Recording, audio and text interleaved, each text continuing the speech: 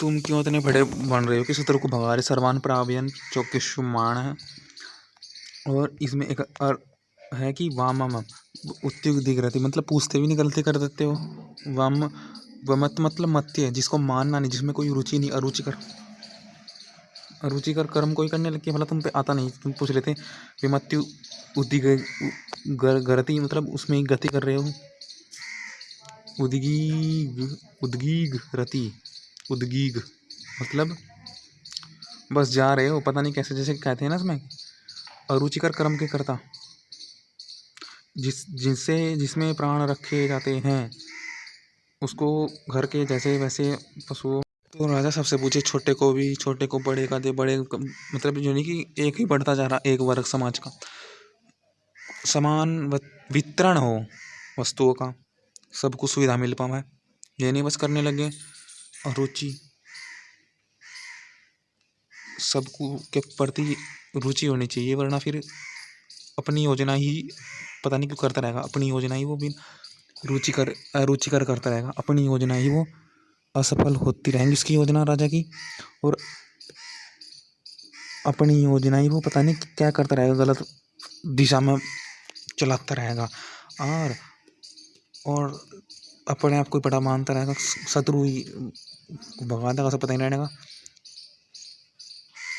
कभी शत्रु उसने बढ़ा दिए राजा ने, ऐसा नहीं होना चाहिए, राजा को बहुत ध्यान देना चाहिए।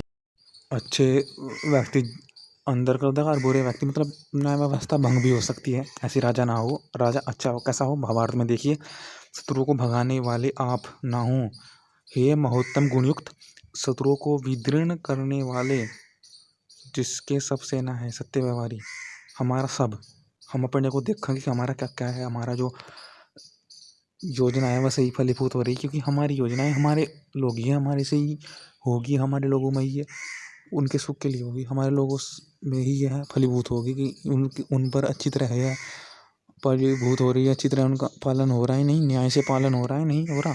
तो देखो, न्याय से पालन हो रहा है नहीं, जैसे वैसे गौं का पालन करता था, चरारा दूध आदि से व्यवहार सिद्ध करता है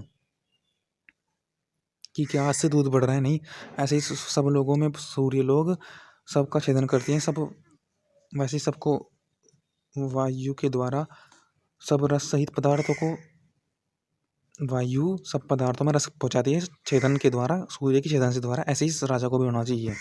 अगर सब पदार्थ ठीक होंगे तो तभी सूर्य की किरण उनको अच्छी तरह जगह पहुंचाएगी छेदन करके।